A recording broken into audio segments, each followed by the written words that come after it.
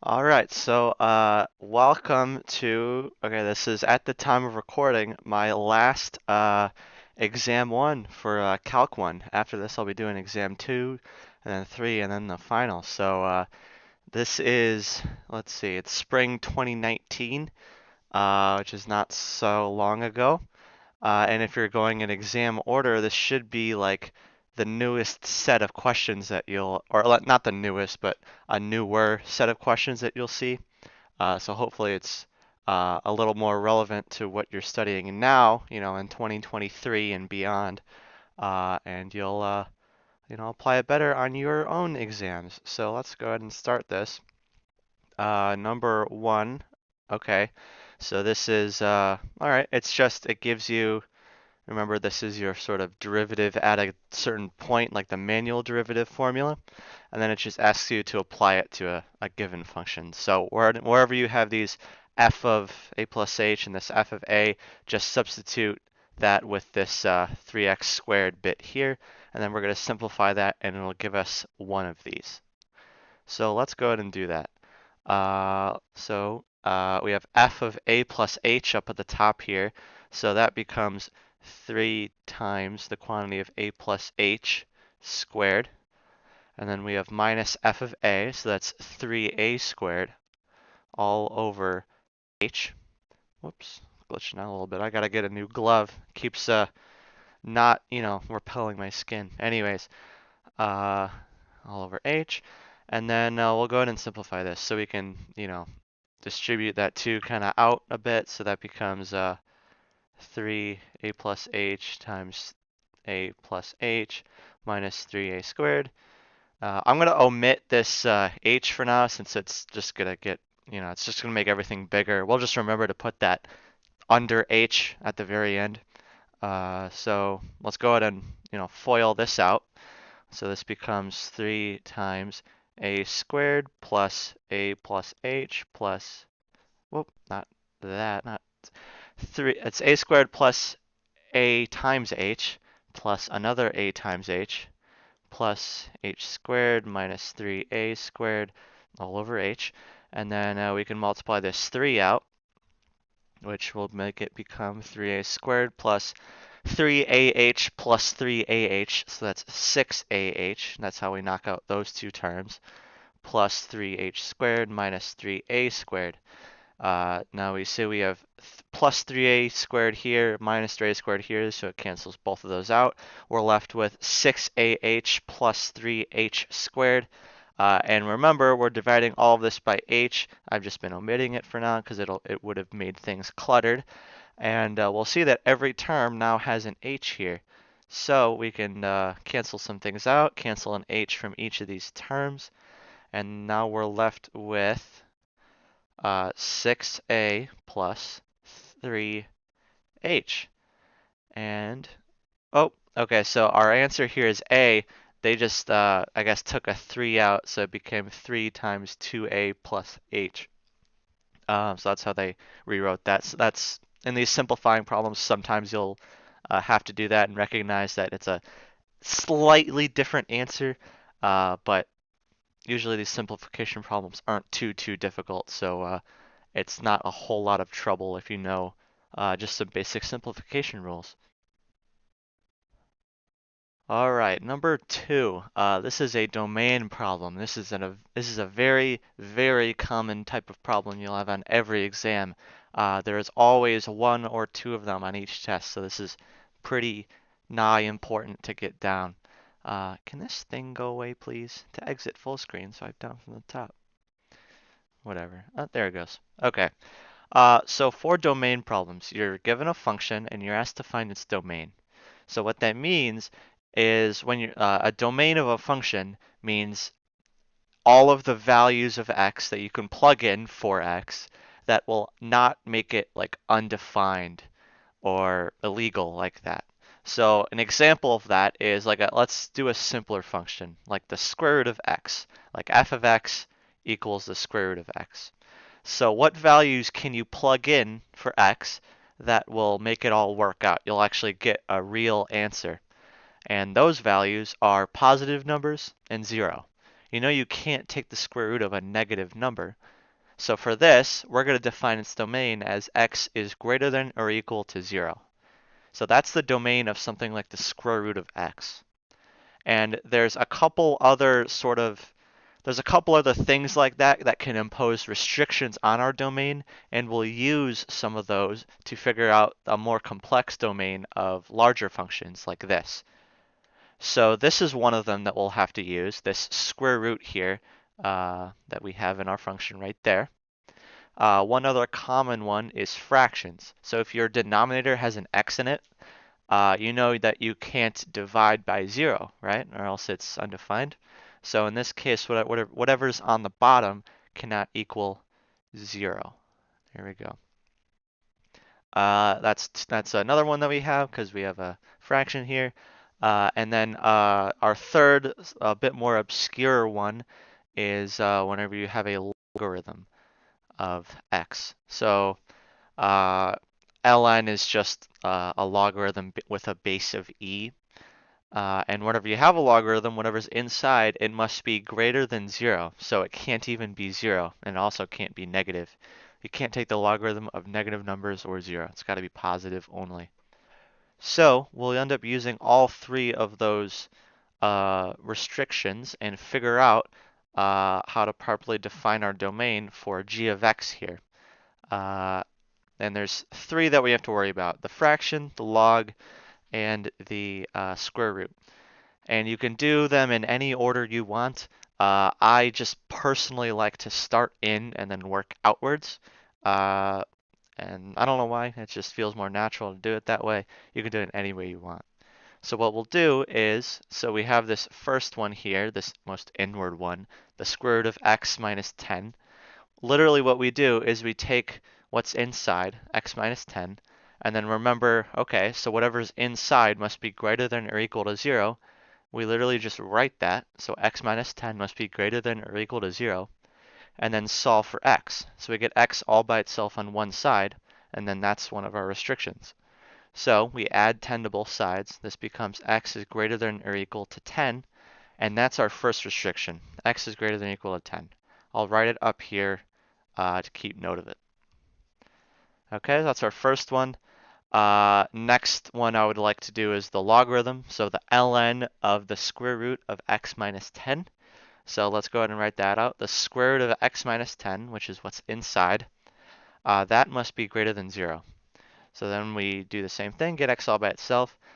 First thing I do is square both sides to get rid of the square root. So x minus 10 is greater than 0.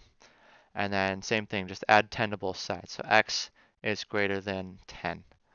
So that's our second one. This will actually end up being kind of important to distinguish. These are both pretty similar things. Like x is greater than or equal to 10 and x is less than 10. Or I keep saying that wrong. One of our restrictions is x is greater than or equal to 10. The other is x is greater than 10. Those are different things, and we will distinguish between the two. Make sure we don't mess it up, because a lot of these are actually really similar, and they do try to trick you and see if you actually know your stuff and know what the difference is between these two and which ones to use. So we'll do that once it's time to actually compile all of these and figure out what our domain is. Let's get back to actually figuring out all three of our restrictions. Let's do the last one, which is the fraction. So we just, again, we take everything that's under, and then we'll set it not equal to 0. So ln of the square root of x minus 10 is not equal to 0. And then get x by itself. So, okay, so to get rid of this log here, this ln, what I would recommend is treating both sides as exponents with base of whatever base is right here. This is just an ln, which is a log base e. So we do e to the ln of square root of x minus 10 is not equal to e to the 0. And then what that does is it just cancels out this bit there, and you're left with the inside there. And it actually will get it, right back to one of our previous restrictions, and it'll make it pretty easy to calculate. So this becomes square root of x minus 10 is not equal to e to the 0, which is just 1. then we square both sides. X minus 10 is not equal to 1 squared, which is just 1. X is not equal to 11. So there we go. X is not equal to 11. Now, how do we take all three of these restrictions that we've just said and figure out which one of these is our domain? So, well, it looks like it's probably going to be either D or E because these say, okay, we are going to basically just skip over 11.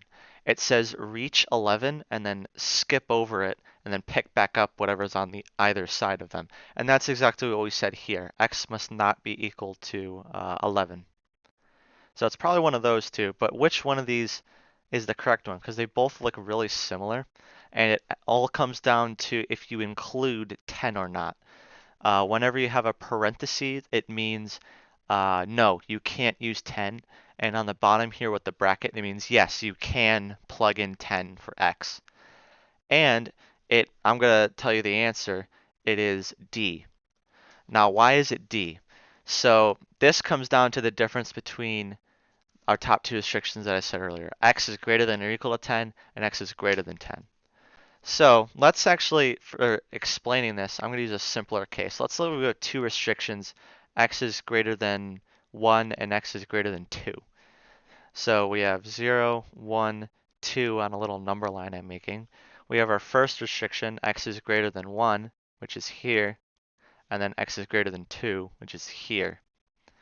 So for this case, one of these restrictions is more specific than the other. So this top one here, it has all of these numbers, and this bottom one here it includes all of the top numbers here. If all of these numbers that X is greater than 2 has, it's also down here, defined on X is greater than 1. So in this case, we always take the more specific one, and we drop the more general one. So in this case, we would forget that X is greater than 1 basically exists. We really just focus on X is greater than 2. Now, the same thing is true for up here. X is greater than or equal to 10, X is greater than 10. So X is greater than 10 is more specific than X is greater than or equal to 10 because this top one does include 10, but the bottom one doesn't include 10. So we'll forget that the top one exists, and we just focus on X greater than 10. Which says that you cannot include 10, it must be greater than 10, which is why D is our answer, because it said, no, don't include 10. I hope that made sense because we had this weird, two restrictions that are very similar and kind of the same thing going on. And that's a lot of that's really just what will end up causing issues most of the time with these domain problems. If you remember how to find these restrictions and what restrictions can actually occur in your domain, which is really just these three, you'll be fine there. And sometimes you won't even have to worry about what's going on up here at all. But in the cases that you do, which is I'd say maybe about half the time, yeah, it's good to know what to do in that scenario because it will likely come down to, two very similar answer choices. And you either have a 50-50 shot or you know your stuff and how to and you know which one to use to figure out what your domain is. So hope that one worked out. That was kind of a long problem because of it, but I hope you picked up what I just put down. All right, number 3. This question tests your knowledge of transformations on functions. So transformations are one of three things. They're either shifting a graph, up, down, left, or right. They can basically either stretch it or compress it vertically or horizontally, and they can also flip it. So like just making it upside down or flip the left and right, something like that. So it's testing your knowledge of how to do those and actually express them on paper, like with addition and subtraction and multiplication. So let's go ahead and work through this. We have two functions here, g and f. We don't really know what either of them look like, but we know that you can get g from f by doing a couple of things on F. So it looks like they want us to compress it vertically, shift it to the right, and then shift it up. So we just have to figure out how to take f of x, like a plain vanilla f of x, and then add on certain things onto it that end up making it look like one of these. So how do we? So let's go and do that. Figure out how to um, what values to put in what order and how to add them or multiply them or whatever. So we start with the first one. I always go in order in these problems.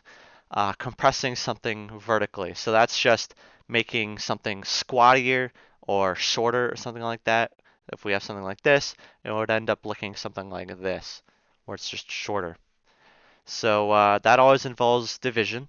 If we want to compress it by a factor of 3, we end up basically multiplying by a third. And now the only question is, do we put it here or do we put it here, multiplying on the x? And the answer is here, because we are acting not horizontally, vertically. They want us to compress it vertically. And whenever you're doing something vertical, you always do it on the outside. So we're compressing vertically, we put the 1/3 there. If they want us to like transfer or move a function up or down, we'd end up putting something like that on the outside there, since we're doing it vertical. So, well, let me just black out for a second. Whatever.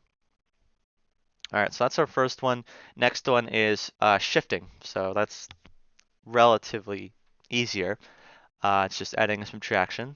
They want us to make the function move right 2 units. So this is the opposite of what I just said. Right is horizontal. Left and right is we're moving horizontally.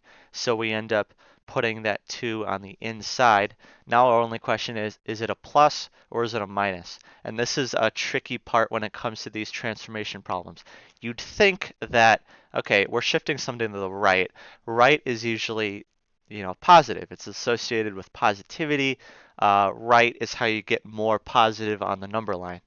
But you always end up flipping the signs when you're on the inside of a function. So if we wanted to move something to the left, we would actually put x plus 2. And since we're shifting to the right, we do x minus 2.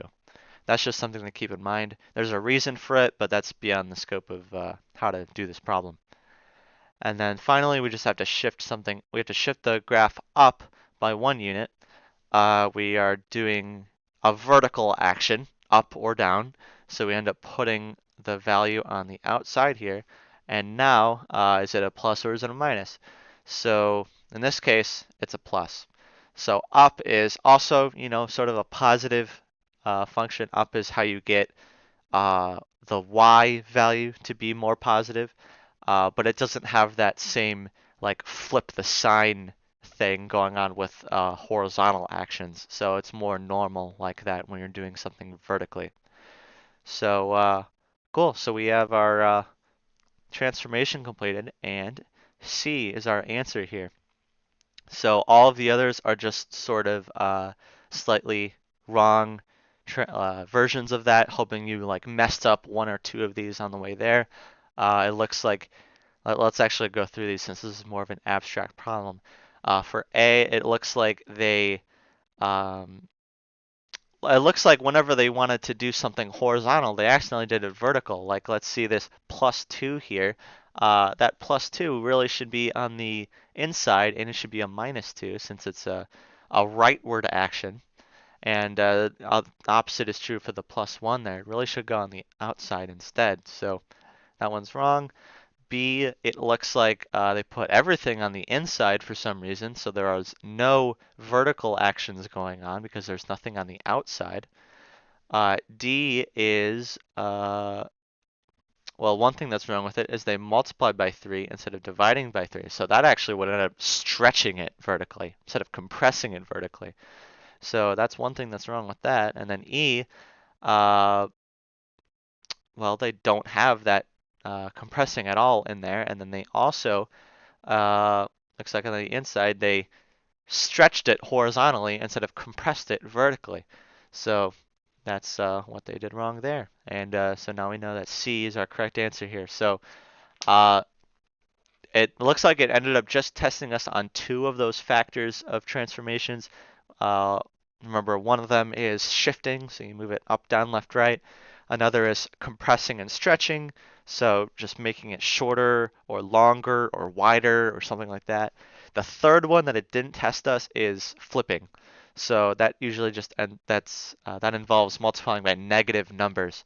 So when you take a function like this and then make it look like that or something, that didn't show up here. Sometimes you'll be asked about that.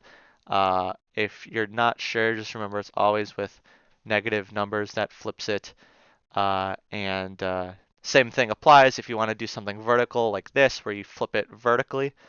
You put it on the outside. If you wanted to shift it, if you wanted to flip it like horizontally, then you put it on the inside.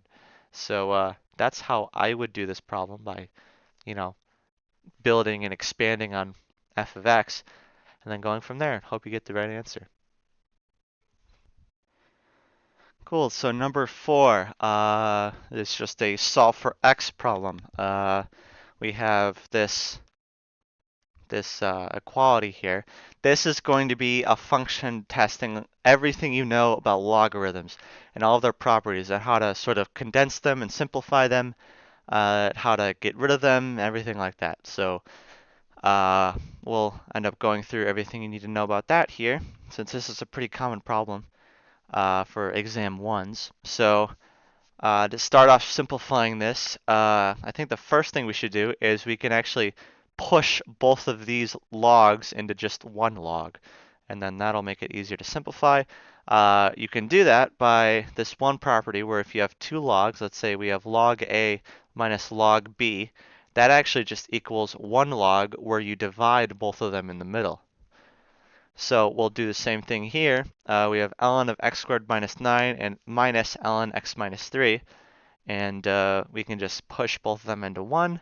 This becomes ln of x squared minus 9 divided by x minus 3 equals 2. So now we just have one log to worry about. Next step, now that we only have one, we can do another trick where we have one log all by itself. What we can do is do this e to the ln of all that equals e squared. And then what this does is it on the left here, it cancels out this e to the ln there, and you're just left with what's in the middle. So now we have x squared minus 9 equals, not equals, all over x minus 3 equals e squared. E squared. Okay, so now we don't have any more logs. This is just some more classic algebra simplification. To start off, let's see. We could expand this because it's a difference of squares. We can make it look like x plus 3 times x minus 3 all over x minus 3. And now we see we have an x minus 3 on both the top and the bottom, so we can cross them out. X plus 3 equals e squared, and now we subtract 3 from both sides, we get x equals e squared minus 3. So there we go. Usually these types of problems test those two little nuggets of information about how to condense and get rid of logs. This is one of them where you can, if you have two logs that are being subtracted, you can mush them together. And then the other one was this trick where if you have a log all by itself, you can treat everything as an exponent raised to the base of what the log was. So this is an ln. ln is just log base e. So we do e to the ln of everything there equals e to the second power. And then that ends up killing off the e to the ln. We're just left with what's in the middle. Makes it a lot easier to simplify. So those are the two things I would remember to know about these problems and in calculus in general. All right, number 5. This is another properties of logarithms question. If you're going in exam order, the last question, number 4, was literally the exact same. It tested what you know about your logarithms and how to expand and condense them in different ways. So what it's saying here, we're given two snippets of information about how different variables relate to each other, and then asks us what this equals, knowing those two. So how do we start off by doing this problem? I would first, let's see. I would take this, we'll put it down here, so log base b of square root of x minus z, we'll put it there. We can actually do the opposite of what we just did. We can expand it out and make it look like these two, and then since we have like actual values for those, we can uh, substitute those in, and then hopefully everything will simplify and cancel out. We're just left with a regular number after that, which will be one of these. So let's do that. Log base b of the square root of x divided by z. That's the trick in the last problem where if you have two logs that are being subtracted, like I'm doing an example here, log a minus log b, that just equals log of a divided by b, all in one log. So we just do the opposite of that. We have one log that has something being divided, so we can just reverse it to get two different logs. So this will become log base b of square root of x minus log base b of z. And okay, looks like I have a couple more steps, especially on the left here. We can imagine that this square root of x is really just x to the 1/2. That's the same thing. Log base b of x to the 1/2. That's really bad. I should write it up here. Log base b. There we go. Minus log base b of z. And now we can do the thing where if you have an exponent in a log, you can actually just bring it out front. So this just becomes 1/2 log base b of x minus log base b of z. And now we're in a really nice position to substitute some things in the bottom there with these two. So let's get rid of some of my crappy squibbles so you can see what we're going to do here. Log base b of x equals 16. So we can replace this log base b of x with 16. 1/2 times 16. And then we also have z equals b to the 4th. So we can replace this z with b to the 4th. Log base b of b to the 4th. And okay, now we know we're on the right track here because this is now just a number, and we're about to get this to just a number. So let's figure out what this actually should be by rewriting everything up here. 1/2 times 16 minus, we can do the same thing. We can bring out the 4 to the front. So this is 4 times log base b of b. And hey, we have a log of a, sorry, I'm starting over my words here. I do that when I get excited because we have a log with a base that's of the base. So we have log base b of b. And guess what that equals? 1. So we can cancel that out. We're just left with 1/2 times 16 minus 4. 16 divided by 2 is 8. 8 minus 4 is 4. Boom, all done. So this was another problem testing properties of logarithms. It was really just, we had this one, which is how to condense and expand differences of logarithms. And then we also had this one where if you have an exponent in the middle of a log, you can bring it out to the front. And then this didn't show up here, but there's another one that you should know, which we had on the last one, where if you have an equality like this right here, you can you can treat everything as an exponent, and you can have the base of the log is just log base e, and then that'll cancel out all that. You're just left with what's in the middle. So those are the three that I think you should really know, because a lot of calculus is dependent on logarithms. So that's really helpful to know for all of your future exams. If you're something like an engineering major or a computer science major, you'll be taking a lot of calculus. So good to nail down how all these logarithms work for all of the derivatives that you have to do in the future. So that's how I would do this problem and for a lot of log questions in general. All right, number 6. This is an inverse question, and these are comparatively not so bad. All you really need to know is you take your function that you're given And first, replace the f of x with a y, which is still kind of just the same thing. And then rewrite the function, 1 plus 2x. Then after that, you're going to swap the positions of the x's and the y's. So this y is going to become an x, and these two x's are going to become y's. And then once we have that, we're going to do a bunch of algebra and simplification to a form where we have y all by itself on one side again. And then whatever we're left with on the bottom, that's our inverse.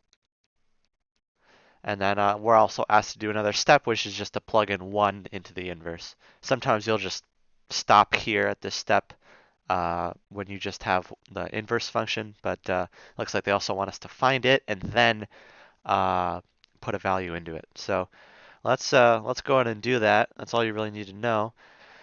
I think we could start off by, what could we do to sort of punch a lot of these down?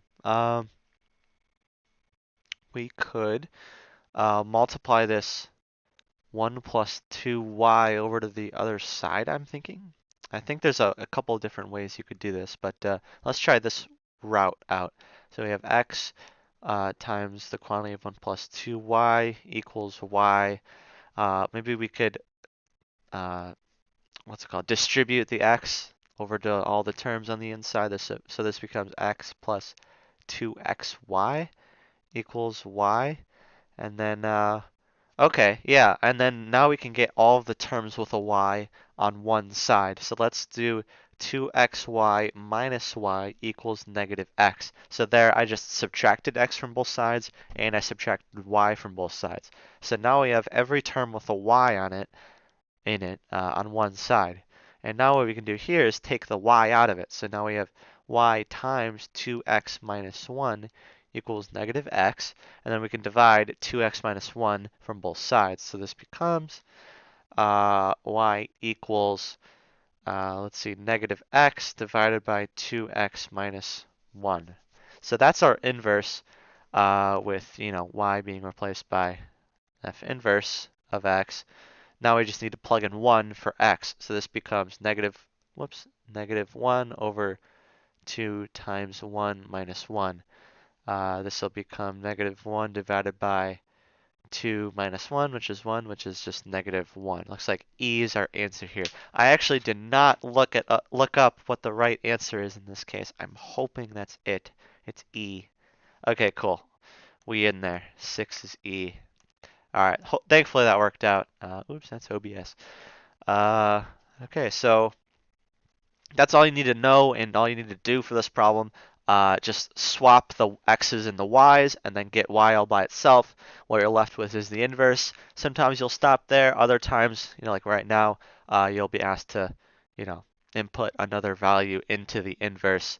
But yeah, that's all you really do for this problem. It's pretty easy compared to some of the other things that you are doing and will be doing. So sometimes it's a nice break. All right, number 7. This is the halfway point on this 12 question exam, which is cool. Which of the following has a removable discontinuity at x equals negative 3? Okay, quick recap on discontinuities and removable discontinuities. So when a function has just a regular discontinuity, it means that it sort of continues on and then takes a jump at some point. So something like this line here, this x value, it has a discontinuity at that x value. Now, a removable discontinuity is kind of the same thing where it breaks at some point, but it basically picks back up at the same point. So this x value here, you still can't plug it in. You still can't use that x value, but the left-sided limit and the right-sided limit both approach the same value. So that's what a removable discontinuity is. And removable in this context kind of means like if you were to remove it, it would still kind of work like that. Like it's not really a big whole gap that has a huge amount of stuff inside of it. It's just a little speck on a line that takes away just one single x value. So that's what a removable discontinuity is. There's a couple ways for each of these of finding out if it has any removable discontinuities and what they are at, like what x values they're at. One way you could do it is by, well, we just said that a removable discontinuity means A, it's not defined at that point, and B, the left and right sided limits approach the same value. So for each of these, you could find the left and right sided limit for all of them, but that would kind of take a long time since that's basically 10 limits that you'd have to do. A slightly, an easier way to do it, it's a bit sloppier though, is just kind of simplifying all of them and seeing, well, okay, when you do the simplifying and maybe you cross out some values in some terms, what terms are you crossing out, and does that remove any x values, and what points are those x values at? So I'm going to start off, you'll see what I mean when I do A here, x squared minus 9 all over x minus 3. You can expand the top part, that's a difference of squares, so this becomes x plus 3 over, over x minus 3 all over x minus 3. And this is what I was talking about. You can cross out the x minus 3 on both the top and the bottom, so that means there is a removable discontinuity at whenever x minus 3 is equal to 0, aka when x is equal to 3. So we got pretty close with this one. That means there's a removable discontinuity at x equals positive 3. So that's how we can find our removable discontinuities in this way. Unfortunately, this one didn't quite work out since it had a positive 3 instead of a negative 3, but I think C is actually going to work out pretty well for us once we get to it. So let's go ahead and do B and see what that has for us. 1 over the square root of x plus 3. I don't think that has anything. I don't think you can simplify that in any way, shape, or form. And since we can't really simplify, that means it doesn't really have a removable discontinuity at all. So we know that one's wrong. And then C, this is the one that I just said looks pretty promising. It's a very similar type of problem, but we have an x plus 3 on the bottom instead of an x minus 3. So when we go ahead and expand everything back out, we'll find that the x plus 3's on the top and the bottom will end up canceling out. So then we end up having x plus 3 is equal to 0, x is equal to negative 3. So there we go, that's exactly what we're looking for. That means we have a removable discontinuity at x equals negative 3, which is exactly what we were looking for.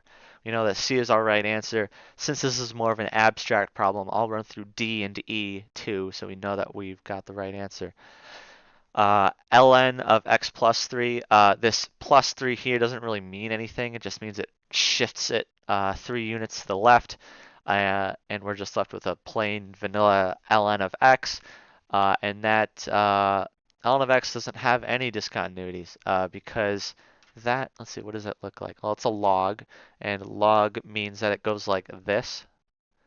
So it starts at, let's see, x equals 0. It starts at x equals 0 and then just goes up like that. There's no holes along it. All these points work. There's no removable discontinuities there, and you can't simplify it. So we know that's wrong.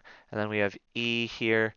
Okay, a cubed root function. That's kind of that's weird, but I think, how do you end up like simplifying that? That's what I'm asking.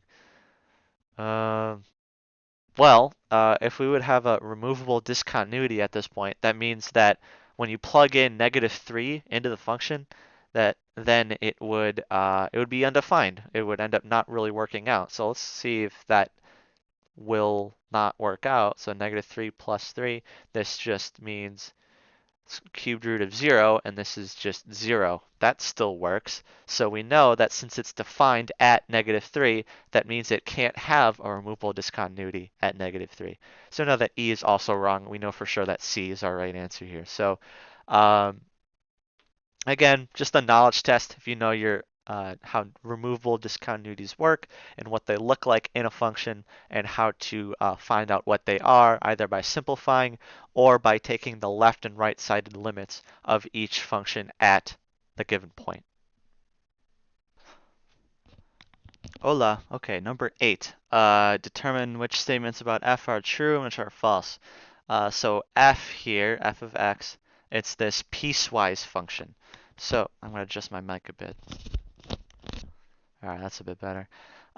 It's a piecewise function, which means it's defined differently for different x values.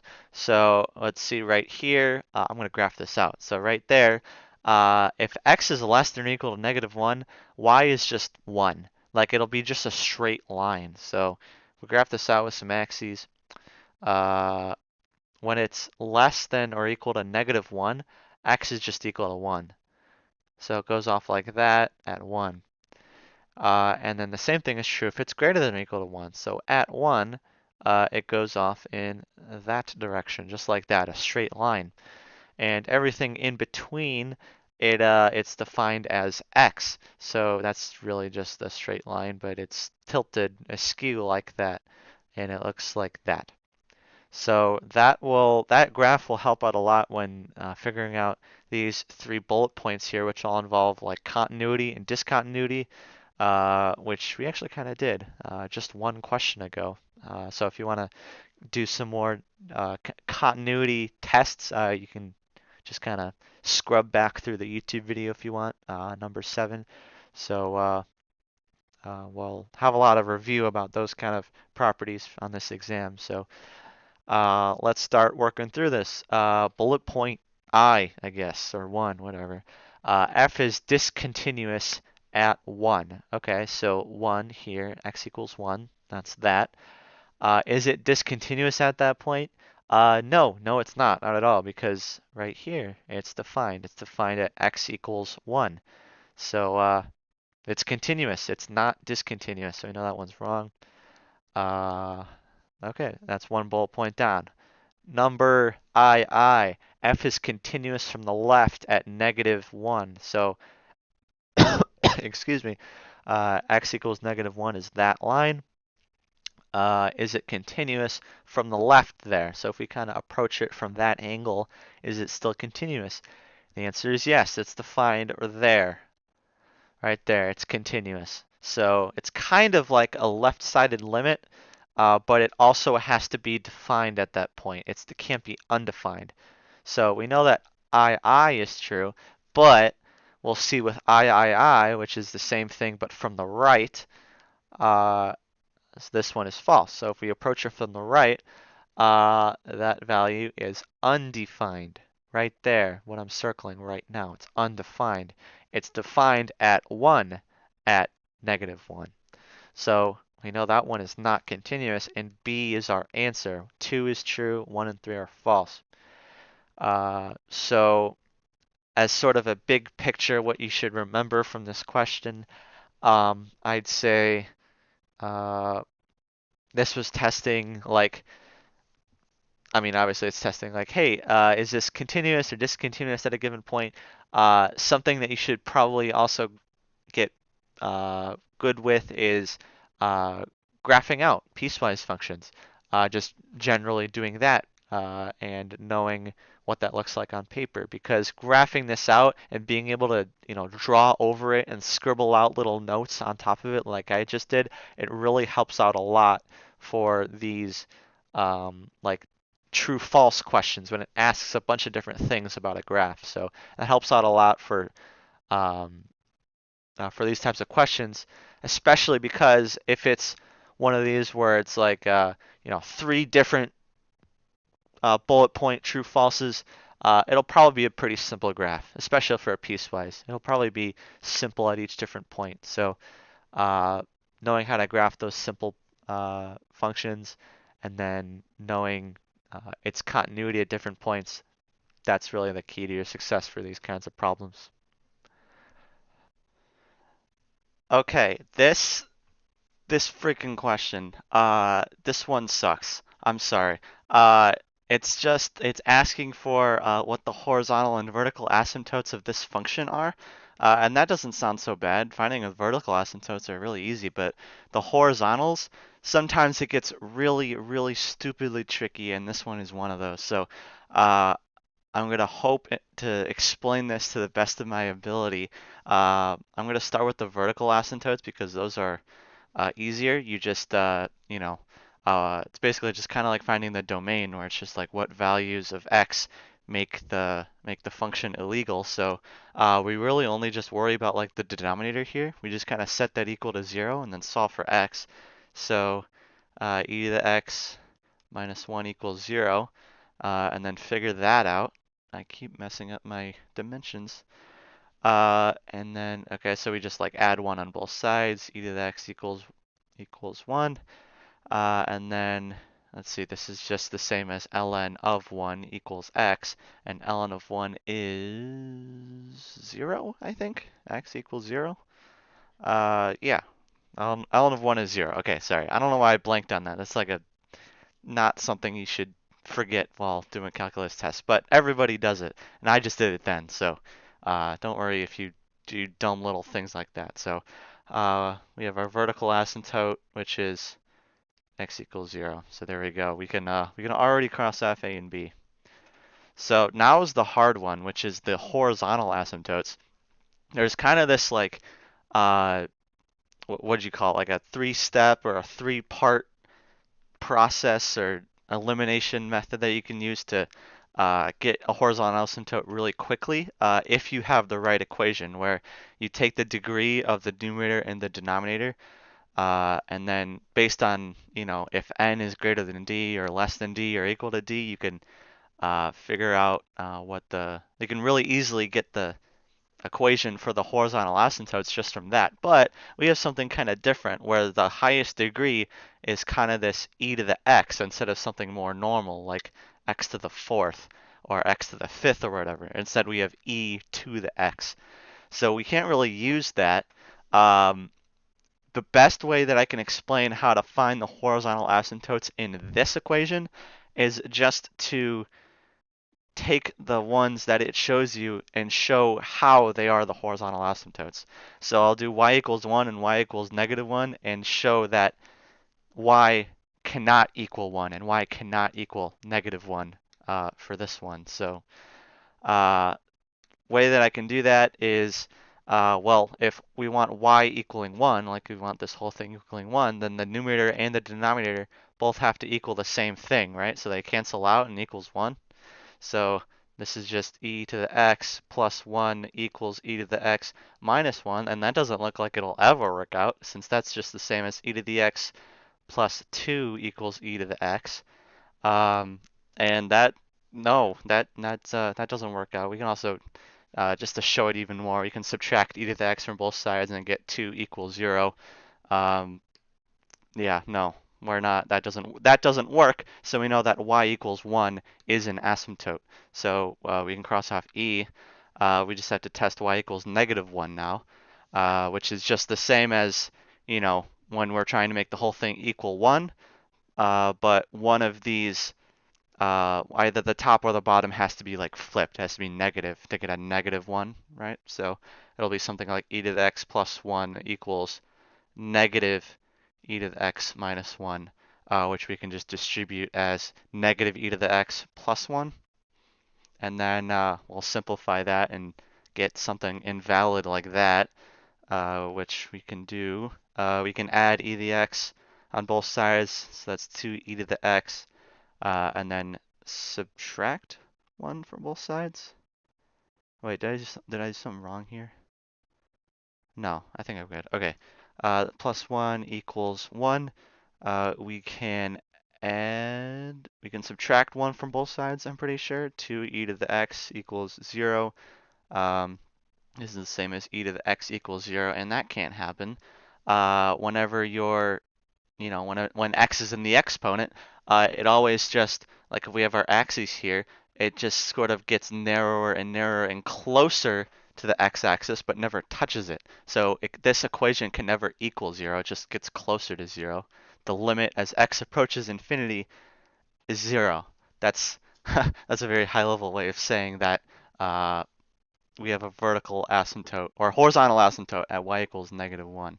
So we know that y equals 1 is a horizontal asymptote. We know that y equals negative 1 is a horizontal asymptote. So we know that D is our right answer here. I wish there was an easier way to actually formally do some kind of process, some step-by-step process calculation to figure out those horizontal asymptotes.